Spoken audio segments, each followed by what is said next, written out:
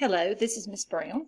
I will be doing a screencast with you today on viruses. We may get interrupted because this is a school day today and I'm on my planning block, and we may get interrupted by the intercom. I do apologize.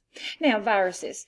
Viruses are not classified as living, and sometimes students say, well, why are we studying viruses in biology, the study of life? Because viruses affect living things, and not just humans, other animals, plants, bacteria. Viruses affect all living things. Now, definition of a virus, here it is. It's a nucleic acid core with a protein coat called a capsid. A nucleic acid core with a protein coat called a capsid. And it might have an extra wrapper called an envelope. That just depends on the particular virus we're speaking of. So why are they not considered living things? 4 reasons. They do not have any real cell structure. They do not grow. They do not have homeostasis. And they do not carry on metabolism. Remember, you can stop this and write in your answers as you go. All right, number 3, identify the 2 main parts. Here they are again. Number 1, a nucleic acid core. And number 2, a protein coat called a capsid. Now, number 4 asks you to use your textbook, and I know you're at home as a virtual learner and you don't have one, but let's label A is the RNA, B is the capsid, C is the envelope, and that has a misspelling there, and I apologize. And then I want you to label that little thing sticking out of the outside. It's called a glycoprotein, Glycoprotein. Now, viruses are so very small, they can only be viewed with an electron microscope.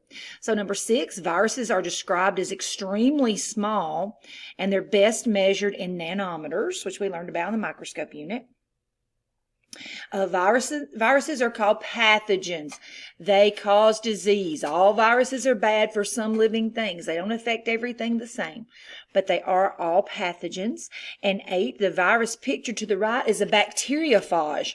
And it will actually attach to the outside with those little legs, and it's almost like a spring-loaded injection. It injects its DNA into the bacteria.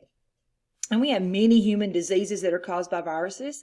So for number 9, I want you to pick out 3 of these, stop the video, and then look on the internet and tell some about how it affects the human body, please.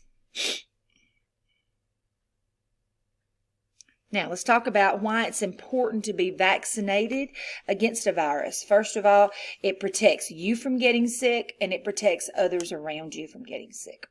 Okay, so vaccination can give us virus protection. Some vaccinations are better at this than others just because of the particular virus and our particular knowledge about it. You can have acquired immunity to many things. I always use the example of me and chicken pox. I actually had old-fashioned chicken pox, so I have an immunity to that if I'm around someone with chicken pox. Some antiviral drugs will help us. There's some new ones for flu that me and my family have tried in the past year or so when we had the flu, and they seem to work, and there's some others you might learn about.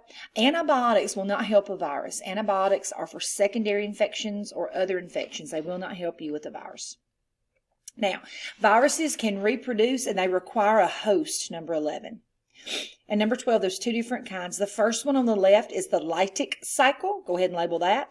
And on the right, it's the lysogenic cycle. And both of these are a little different, but they're both pretty scary. And viruses are very sneaky. So underneath the lytic cycle there, I want you to write these things about it. The viral genes will take over the cell, and it turns it into a virus factory. And it can make, thousands or hundreds of thousands of viruses, and then it will burst and spill them all out inside the individual organism, and then each one of those will go infect another cell, and the cycle begins again. So you can see how a virus can make you very sick in a very limited amount of time. Now, for the next one, lysogenic, gets a little sneakier.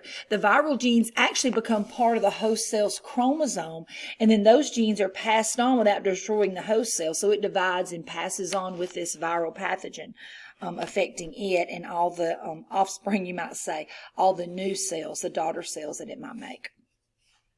Now at the bottom, I want you to draw a virus. It can be real or make-believe, and identify it by name and tell what organism or part of the human body it might invade.